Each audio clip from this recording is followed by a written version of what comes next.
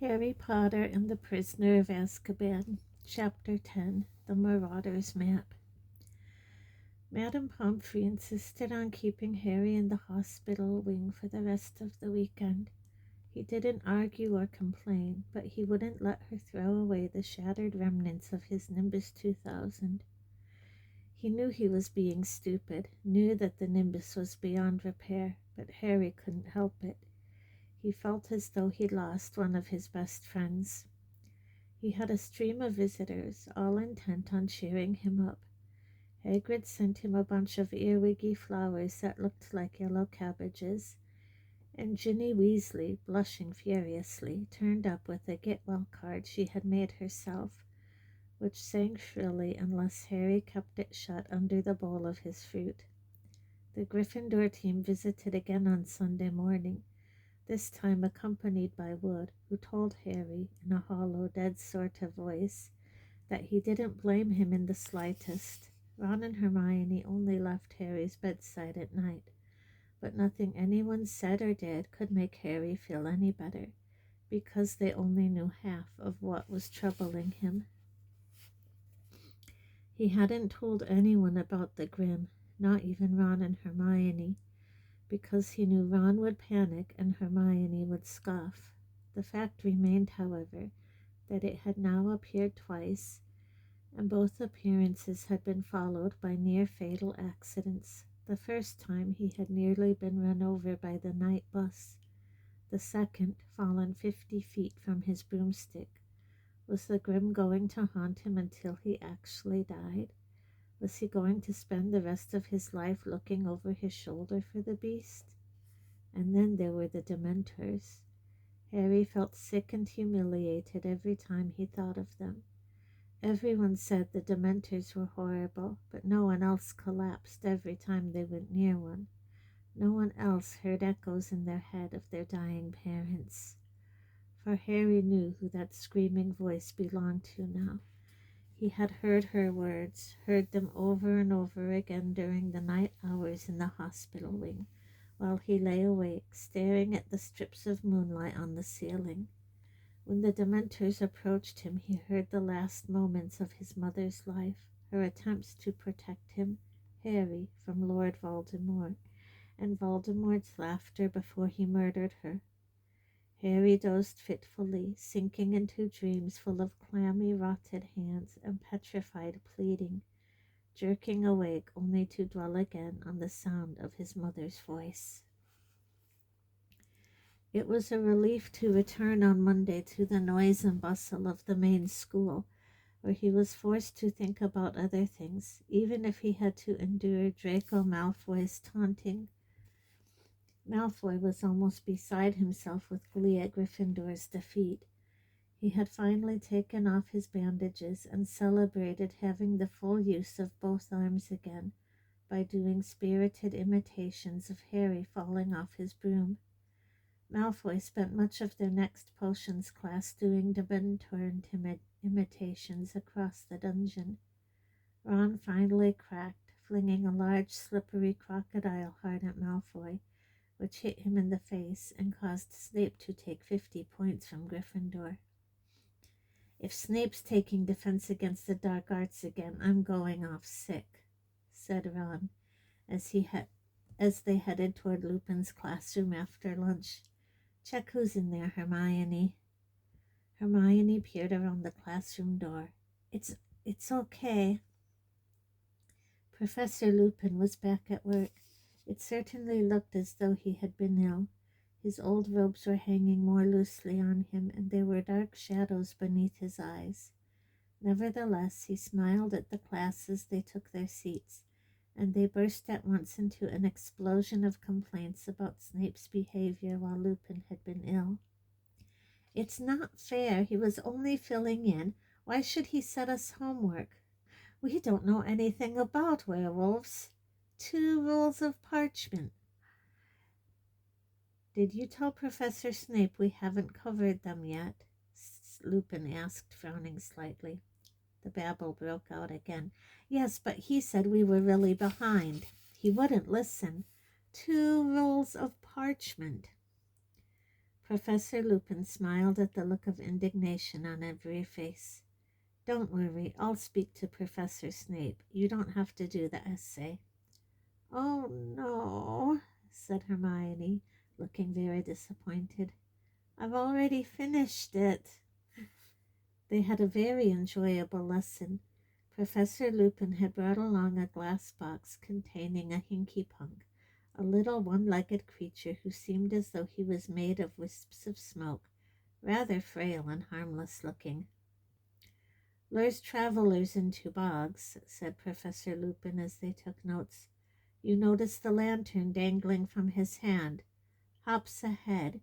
People follow the light. Then the hinky punk made a horrible squelching noise against the glass. When the bell rang, everyone gathered up their things and headed for the door, Harry amongst them, but... Wait a moment, Harry, Lupin called. I'd like to have a word. Harry doubled back and watched Professor Lupin covering the hinky punk's box with cloth. I heard about the match, said Lupin, turning back to his desk and starting to pile books into his briefcase. And I'm sorry about your broomstick. Is there any chance of fixing it? No, said Harry. The tree smashed it to bits. Lupin sighed. They planted the whomping willow the same year that I arrived at Hogwarts. People used to play a game, trying to get near enough to touch the trunk. In the end, a boy called Davy Gungeon nearly lost an eye, and we were forbidden to go near it. No broomstick would have a chance. Did you hear about the Dementors, too? Said Harry with difficulty. Lupin looked at him quickly. Yes, I did. I don't think any of us have seen Professor Dumbledore that angry.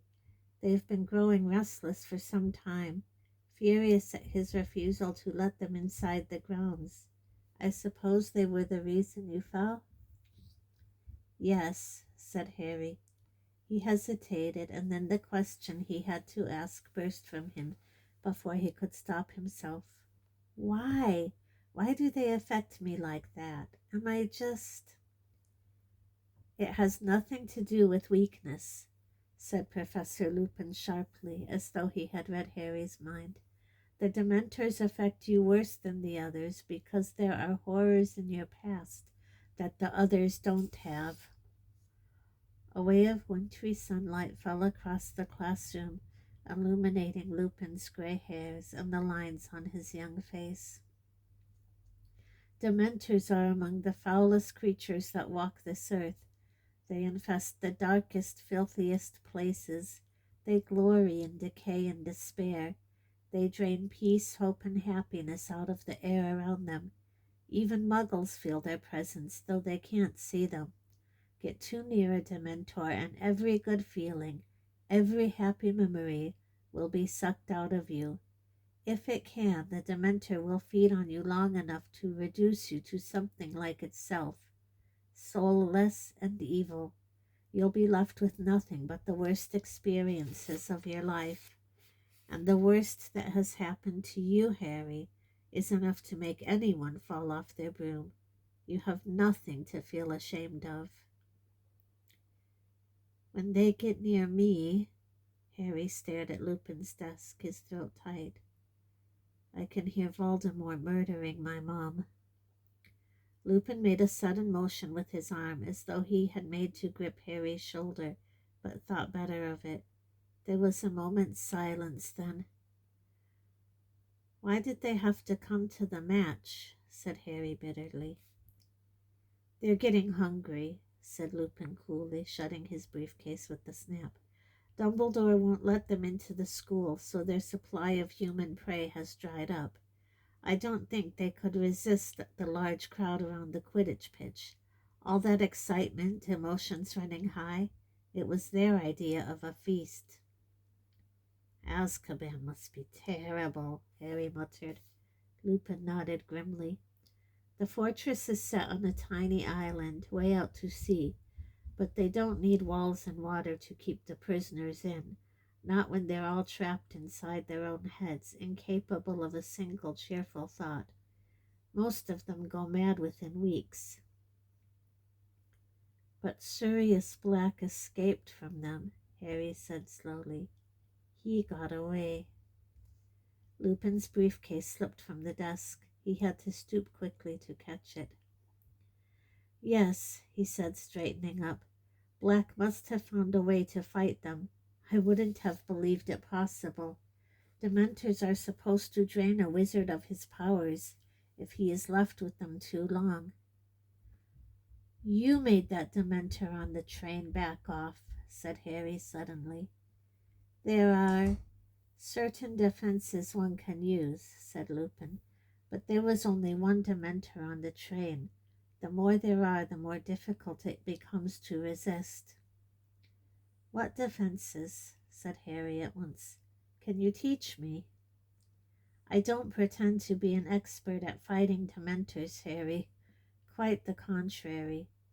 But if the Dementors come to another Quidditch match, I need to be able to fight them. Lupin looked into Harry's determined face, hesitated, then said, Well, all right, I'll try and help, but it'll have to wait until next term, I'm afraid. I have a lot to do before the holidays. I chose a very inconvenient time to fall ill. What with the promise of anti-Dementor lessons from Lupin, the thought that he might never have to hear his mother's death again, and the fact that Ravenclaw flattened Hufflepuff in their Quidditch match at the end of November, Harry's mood took a definite upturn. Gryffindor were not out of the running after all, although they could not afford to lose another match. Wood became repossessed of his manic energy and worked his team as hard as ever in the chilly haze of rain that persisted into December. Harry saw no hint of a Dementor within the grounds. Dumbledore's anger seemed to be keeping them at their stations at the entrances. 2 weeks before the end of term, the sky lightened suddenly to a dazzling opaline white, and the muddy grounds were revealed one morning covered in glittering frost. Inside the castle there was a buzz of Christmas in the air. Professor Flitwick, the charms teacher, had already decorated his classroom with shimmering lights that turned out to be real fluttering fairies. The students were all happily discussing their plans for the holidays. Both Ron and Hermione had decided to remain at Hogwarts, and though Ron said it was because he couldn't stand 2 weeks with Percy, and Hermione insisted she needed to use the library, Harry wasn't fooled. They were doing it to keep him company, and he was very grateful. To everyone's delight except Harry's, there was to be another Hogsmeade trip on the very last weekend of term. We can do all our Christmas shopping there, said Hermione. Mom and Dad would really love those tooth-flossing string mints from Honeydukes. Resigned to the fact that he would be the only third year staying behind again, Harry borrowed a copy of Witch Broomstick from Wood and decided to spend the day reading up on the different makes. He had been riding one of the school brooms at team practice, an ancient shooting star, which was very slow and jerky. He definitely needed a new broom of his own. On the Saturday morning of the Hogsmeade trip, Harry bid goodbye to Ron and Hermione, who were wrapped up in cloaks and scarves, then turned up the marble staircase alone and headed back towards Gryffindor Tower. Snow had started to fall outside the windows, and the castle was very still and quiet. Psst, Harry! He turned halfway along the third-floor corridor to see Fred and George peering out at him from behind a statue of a humpbacked, one-eyed witch. What are you doing? Said Harry curiously. How come you're not going to Hogsmeade? We've come to give you a bit of festive cheer before we go, said Fred with a mysterious wink. Come in here. He nodded towards an empty classroom to the left of the one-eyed statue. Harry followed Fred and George inside. George closed the door quietly and then turned, beaming, to look at Harry. Early Christmas present for you, Harry, he said. Fred pulled something from inside his cloak with a flourish and laid it on one of the desks. It was a large, square, very worn piece of parchment with nothing written on it. Harry, suspecting one of Fred and George's jokes, stared at it. "What's that supposed to be?" "This, Harry, is the secret of our success," said George, patting the parchment fondly. "It's a wrench giving it to you," said Fred, "but we decided last night your need's greater than ours." "Anyway, we know it off by heart," said George. "We bequeath it to you. We don't really need it any more." "And what do I need with a bit of old parchment?" said Harry. "A bit of old parchment," said Fred, closing his eyes with a grimace as though Harry had mortally offended him. "Explain, George." "Well, when we were in our first year, Harry, young, carefree, and innocent," Harry snorted. He doubted whether Fred and George had ever been innocent. "Well, more innocent than we are now, we got into a spot of bother with Filch. We let off a dung bomb in the corridor, and it upset him for some reason.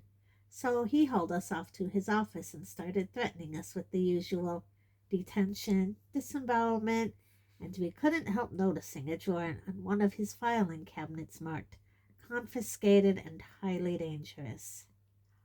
"Don't tell me," said Harry, starting to grin. "Well, what would you have done?" said Fred. "George caused a diversion by dropping another dung bomb. I whipped the drawer open and grabbed this." "It's not as bad as it sounds, you know," said George. "We don't reckon Filch ever found out how to work it. He probably suspected what it was, though, or he wouldn't have confiscated it." "And you know how to work it?" "Oh, yes," said Fred, smirking. "This little beauty's taught us more than all the teachers in this school." "You're winding me up," said Harry, looking at the ragged old bit of parchment. "Oh, are we?" said George. He took out his wand, touched the parchment lightly, and said, "I solemnly swear that I am up to no good." And at once thin ink lines began to spread like a spider's web from the point that George's wand had touched. They joined each other, they crisscrossed, they fanned into every corner of the parchment. Then words began to blossom across the top, great curly green words that proclaimed, "Messieurs Mooney, Wormtail, Padfoot, and Prongs, purveyors of aids to magical mischief makers, are proud to present the Marauder's map." It was a map showing every detail of the Hogwarts castle and grounds. But the truly remarkable thing was the tiny ink dots moving around it, each labeled with a name in minuscule writing. Astounded, Harry bent over it.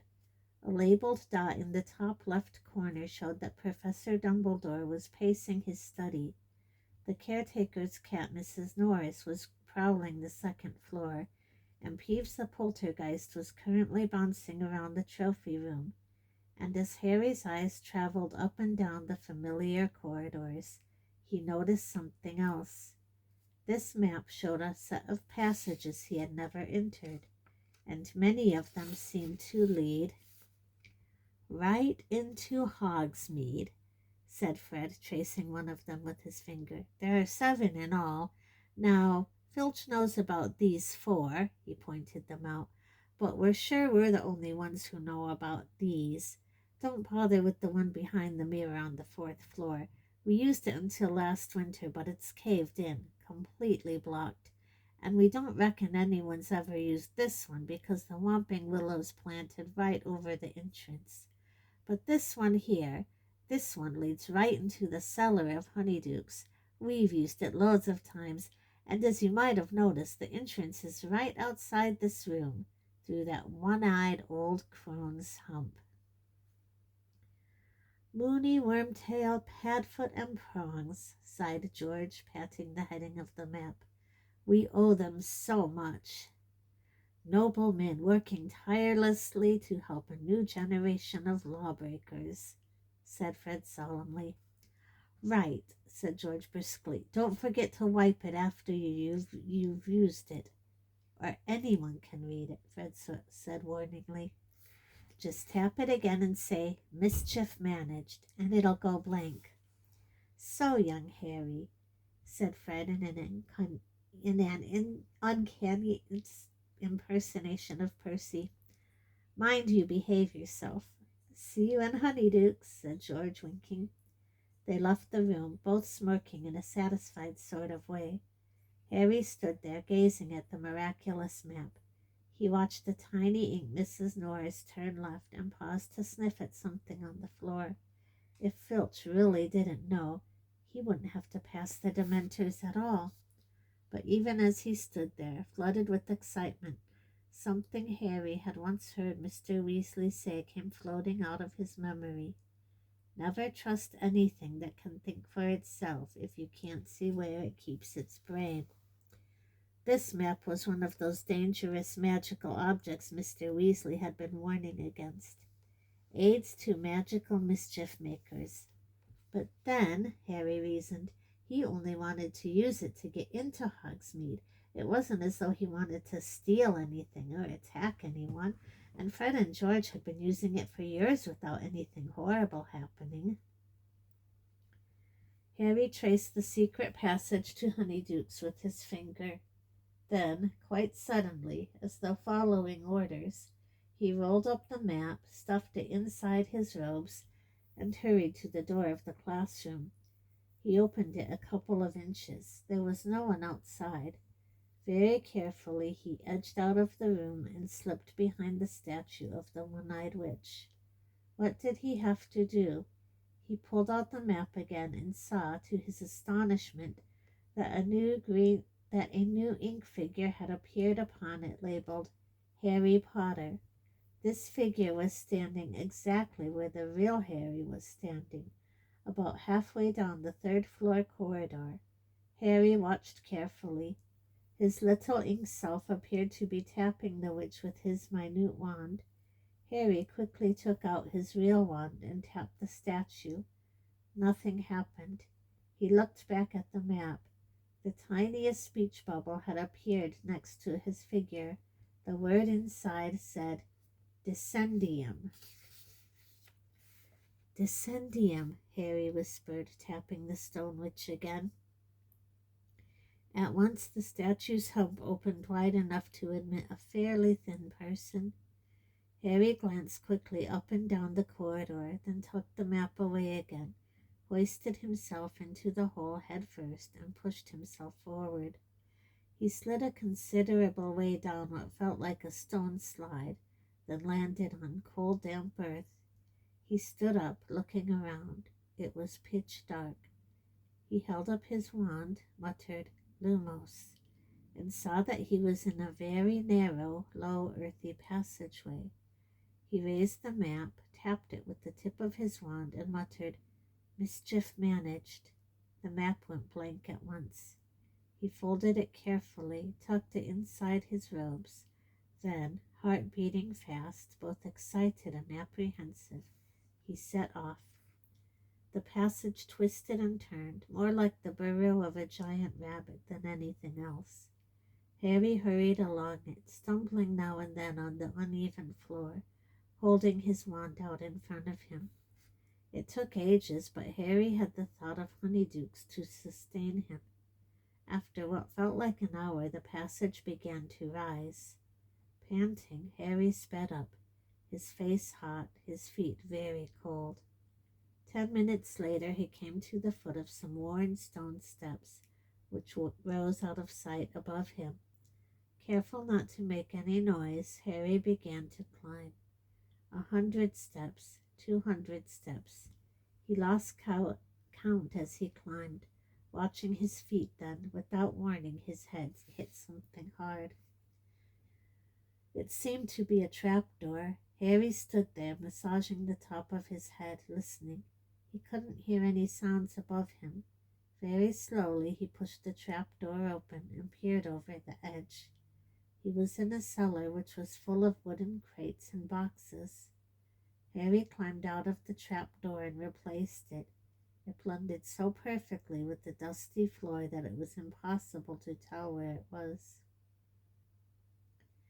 Harry crept slowly towards the wooden staircase that led upstairs.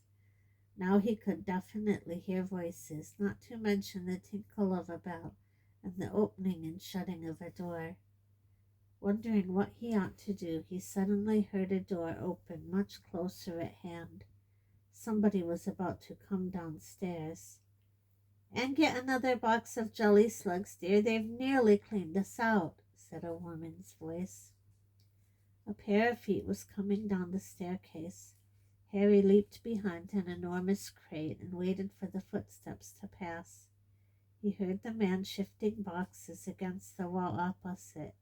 He might not get another chance. Quickly and silently, Harry dodged out from his hiding place and climbed the stairs. Looking back, he saw an enormous backside and a shiny bald head buried in a box. Harry reached the door at the top of the stairs, slipped through it, and found himself behind the counter of honeydukes.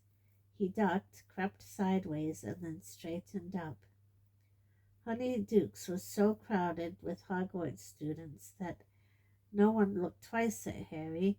He edged amongst them, looking around, and suppressed a laugh as he imagined the look that would spread over Dudley's piggy face if he could see where Harry was now. There were shelves upon shelves of the most succulent-looking sweets imaginable, creamy chunks of nougat, shimmering pink squares of coconut ice, fat, honey-colored toffees, hundreds of different kinds of chocolate in neat rows. There was a large barrel of every flavor beans, and another of fizzing Whizbees, the levitating sherbet balls that Ron had mentioned. Along yet another wall were special effects sweets, Jubal's best blowing gum, which filled a room with bluebell-colored bubbles that refused to pop for days, the strange splintery tooth-flossing string mints, tiny black pepper imps, breathe fire for your friends, ice mice, hear your teeth chatter and squeak, peppermint cream shaped like toads, hop realistically in the stomach, fragile sugar-spun quills, and exploding bonbons. Harry squeezed himself through a crowd of sixth-years and saw a sign hanging in the furthest corner of the shop. Unusual tastes. Ron and Hermione were standing underneath it, examining a tray of blood-flavored lollipops. Harry sneaked up behind them. "Oh, no, Harry won't want one of those. They're for vampires, I expect," Hermione was saying. "How about these?" said Ron, shoving a jar of cockroach cluster under Hermione's nose. "Definitely not," said Harry. Ron nearly dropped the jar. "Harry!" squeaked Hermione. "What are you doing here? How did you—"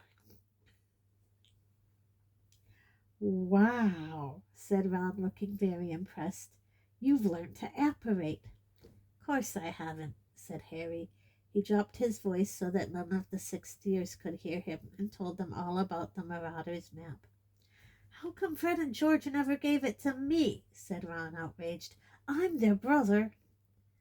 "But Harry isn't going to keep it," said Hermione, as though the idea was ludicrous. "He's going to hand it in to Professor McGonagall, aren't you, Harry?" "No, I'm not," said Harry. "Are you mad?" said Ron, goggling at Hermione. "Hand in something that good?" "If I hand it in, I'll have to say where I got it. Filch would know Fred and George nicked it." "But what about Sirius Black?" Hermione hissed. "He could be using one of the passages on that map to get into the castle. The teachers have got to know." "He can't be getting in through a passage," said Harry quickly. "There are 7 secret tunnels on the map, right? Fred and George reckon Filch already knows about 4 of them, and the other 3, one of them's caved in so no one can get through it. One of them's got the Whomping Willow planted over the entrance so you can't get out of it. And the one I just came through, well, it's really hard to see the entrance to it down in the cellar. So unless he knew it was there—" Harry hesitated. What if Black did know the passage was there? Ron, however, cleared his throat significantly and pointed to a notice pasted on the inside of the sweet shop door. "By order of the Ministry of Magic, customers are reminded that until further notice, Dementors will be patrolling the streets of Hogsmeade every night after sundown. This measure has been put in place for the safety of Hogsmeade residents and will be lifted upon the recapture of Sirius Black. It is therefore advisable that you complete your shopping well before nightfall. Merry Christmas." "See," said Ron quietly, "I'd like to see Black try and break into Honeydukes with Dementors swarming all over the village. Anyway, Hermione, the Honeydukes owners would hear a break-in, wouldn't they? They live over the shop." "Yes, but Hermione seemed to be struggling to find another problem. "Look, Harry still shouldn't be coming into Hogsmeade. He hasn't got a signed form. If anyone finds out, he'll be in so much trouble. And it's not nightfall yet. What if Sirius Black turns up today, now?" "He'd have a job spotting Harry in this," said Ron, nodding to the mullioned windows at the thick swirling snow. "Come on, Hermione, it's Christmas. Harry deserves a break." Hermione bit her lip, looking extremely worried. "Are you going to report me?" Harry asked her, grinning. "Oh, of course not, but honestly, Harry—" "Seen the fizzing Whizbees, Harry?" said Ron, grabbing him and leading him over to their barrel. "And the jelly slugs and the acid pops. Fred gave me one of those when I was 7. It burnt a hole right through my tongue. I remember Mom walloping him with her broomstick." Fred stared broodingly into the acid pop box. "Reckon Fred'd take a bit of cockroach cluster if I told him they were peanuts." When Ron and Hermione had paid for all their sweets, the three of them left Honeydukes for the blizzard outside. Hogsmeade looked like a Christmas card. The little thatched cottages and shops were all covered in a layer of crisp snow. There were holly wreaths on the doors and strings of enchanted candles hanging in the trees. Harry shivered. Unlike the other two, he didn't have his cloak. They headed up the street, heads bowed against the wind, Ron and Hermione shouting through their scarves. "That's the post office. Zonko's is up there. We could go up to the Shrieking Shack." "Tell you what," said Ron, his teeth chattering. "Shall we go for a butterbeer in the Three Broomsticks?" Harry was more than willing. The wind was fierce and his hands were freezing, so they crossed the road and in a few minutes were entering the tiny inn. It was extremely crowded, noisy, warm, and smoky. A curvy sort of woman with a pretty face was serving a bunch of rowdy warlocks up at the bar. "That's Madame Rose Myrta," said Ron. "I'll get the drink, shall I?" he added, going slightly red. Harry and Hermione made their way to the back of the room, where there was a small vacant table between the window and a handsome Christmas tree, which stood next to the fireplace. Ron came back 5 minutes later, carrying 3 foaming tankards of hot butterbeer. "Happy Christmas," he said happily, raising his tankard. Harry drank deeply. It was the most delicious thing he'd ever tasted, and seemed to heat every bit of him from the inside. A sudden breeze ruffled his hair. The door of the Three Broomsticks had opened again. Harry looked over the rim of his tankard and choked. Professors McGonagall and Flitwick had just entered the pub in a flurry of snowflakes, shortly followed by Hagrid, who was deep in conversation with a portly man in a lime-green bowler hat and a pin-striped cloak. Cornelius Fudge, Minister for Magic. In an instant Ron and Hermione had both placed hands on the top of Harry's head and forced him off his stool and under the table. Dripping with butterbeer and crouching out of sight, Harry clutched his empty tankard and watched the teacher's and Fudge's feet move towards the bar, pause, then turn and walk right towards him.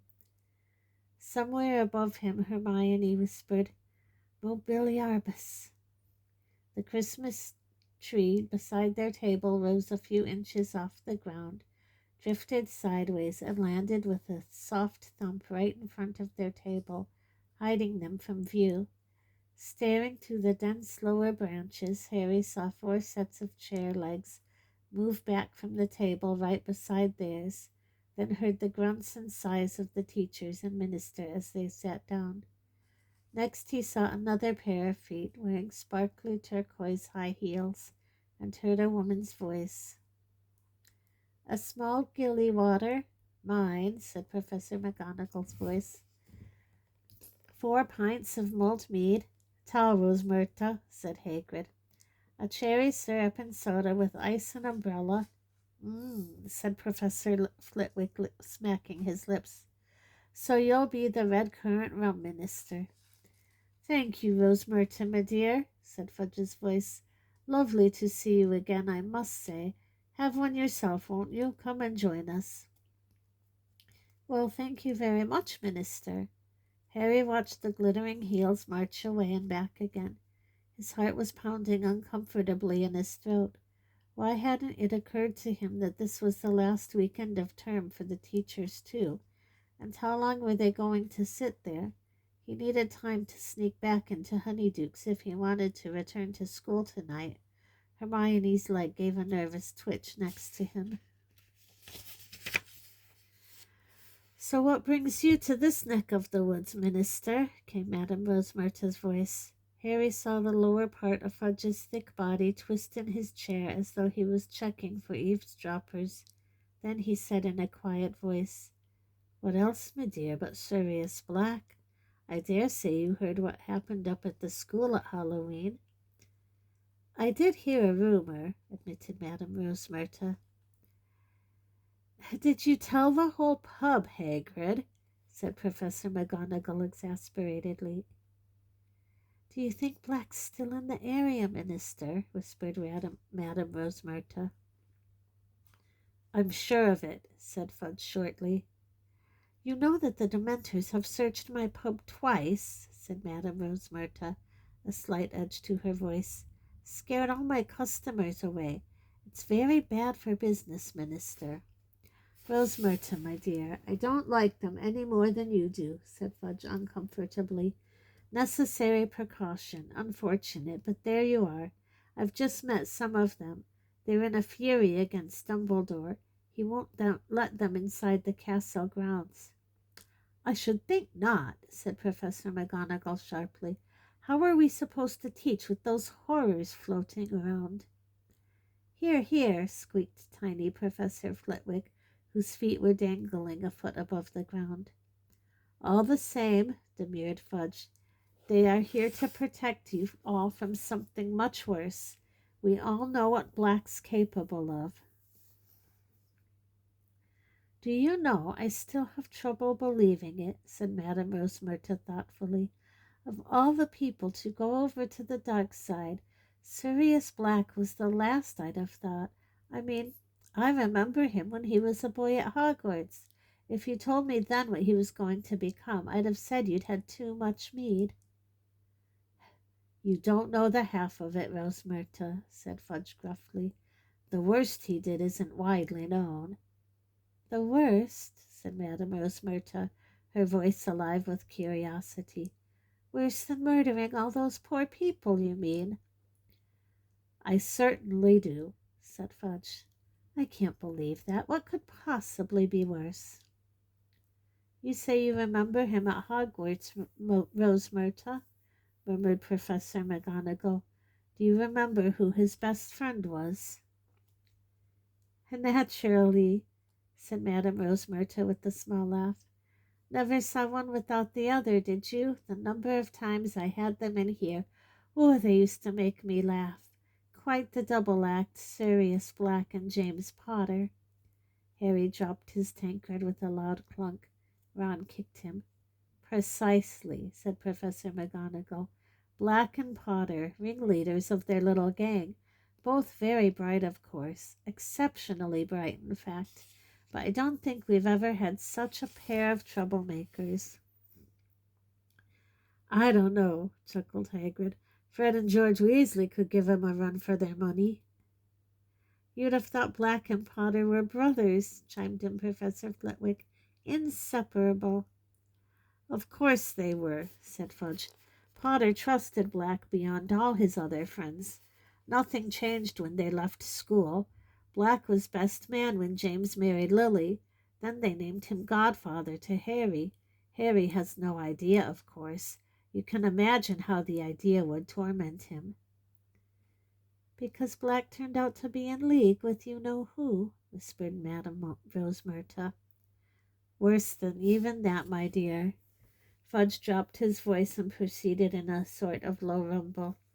Not many people are aware that the Potters knew you-know-who was after them. Dumbledore, who was of course working tirelessly against you-know-who, had a number of useful spies. One of them tipped him off, and he alerted James and Lily at once. He advised them to go into hiding. Well, of course, you-know-who wasn't an easy person to hide from. Dumbledore told them that their best chance was the Fidelius charm. "How does that work?" said Madame Rosemerta, breathless with interest. Professor Flitwick cleared his throat. "An immensely complex spell," he said squeakily, "involving the magical concealment of a secret inside a single living soul. The information is hidden inside the chosen person or secret keeper, and is henceforth impossible to find, unless, of course, the secret keeper chooses to divulge it. As long as the secret keeper refuses to speak, you-know-who could search the village where Lily and James were staying for years and never find them, not even if he had his nose pressed against their sitting-room window."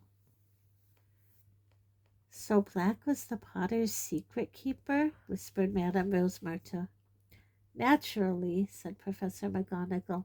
"James Potter told Dumbledore that Black would die rather than tell where they were, that Black was planning to go into hiding himself, and yet Dumbledore remained worried. I remember him offering to be the Potter's secret keeper himself." "He suspected Black?"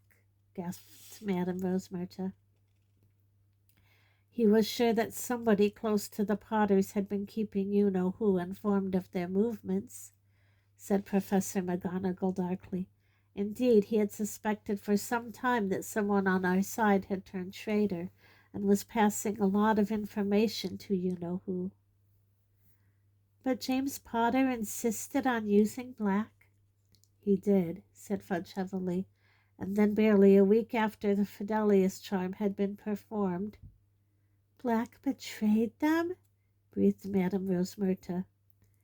"He did indeed. Black was tired of his double agent role. He was ready to declare his support openly for you-know-who, and he seems to have planned this for the moment of the Potter's death. But, as we all know, you-know-who met his downfall in little Harry Potter. Powers gone, horribly weakened, he fled, and this left Black in a very nasty position indeed. His master had fallen at the very moment when he, Black, had showed his true colors as a traitor. He had no choice but to run for it." "Filthy, stinking turncoat!" Hagrid said, so loudly that half the bar went quiet. "Shh!" said Professor McGonagall. "I met him," Hagrid growled. "I must have been the last to see him before he killed all them people.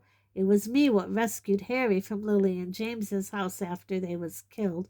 Just got him out of the ruins, poor little thing, with the great slash across his forehead and his parents dead. And Sirius Black turns up on that flying motorbike he used to ride. Never occurred to me what he was doing there. I didn't know he'd been Lily and James's secret keeper. Thought he'd just heard the news of you-know-who's attack and come to see what he could do. White and shaken he was. And you know what I did? I comforted the murdering traitor!" Hagrid roared.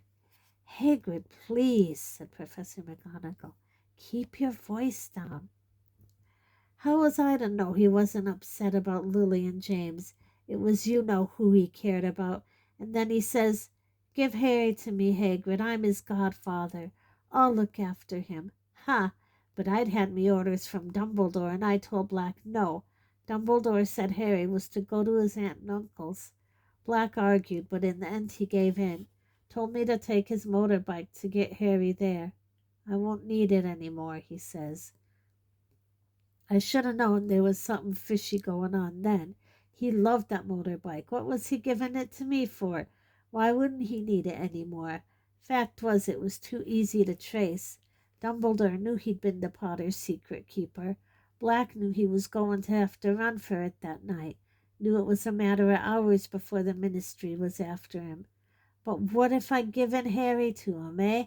I bet he'd have pitched him off the bike halfway out to sea, his best friend's son. But when a wizard goes to the dark side, there's nothing and no one that matters to him anymore. A long silence followed Hagrid's story. Then Madame Rosmerta said with some satisfaction, "But he didn't manage to disappear, did he? The Ministry of Magic caught up with him next day." "Alas, if only we had," said Fudge bitterly. "It was not we who found him. It was little Peter Pettigrew, another of the Potter's friends. Maddened by grief, no doubt, and knowing that Black had been the Potter's secret keeper, he went after Black himself." "Pettigrew, that fat little boy who was always tagging around after them at Hogwarts," said Madame Rosmerta. "Hero worshipped Black and Potter," said Professor McGonagall. "Never quite in their league, talent-wise. I was often rather sharp with him. You can imagine how I regret that now." She sounded as though she had a sudden head cold. "There now, Minerva," said Fudge kindly. "Pettigrew died a hero's death. Eyewitnesses, Muggles, of course, we wiped their memories later, told us how Pettigrew cornered Black, said he was sobbing, 'Lily and James Sirius, how could you?' And then he went for his wand. Well, of course, Black was quicker, blew Pettigrew to smithereens."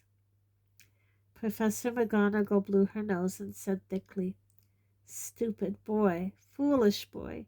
He was always hopeless at dueling. Should have left it to the ministry. I tell ya, if I'd got to Black before little Pettigrew did, I wouldn't have messed around with wands. I would have ripped him limb from limb," Hagrid growled. "You don't know what you're talking about, Hagrid," said Fudge sharply. "Nobody but trained hit wizards from the magical law enforcement squad would have stood a chance against Black once he was cornered. I was junior minister in the Department of Magical Catastrophes at the time, and I was one of the first on the scene after Black murdered all those people.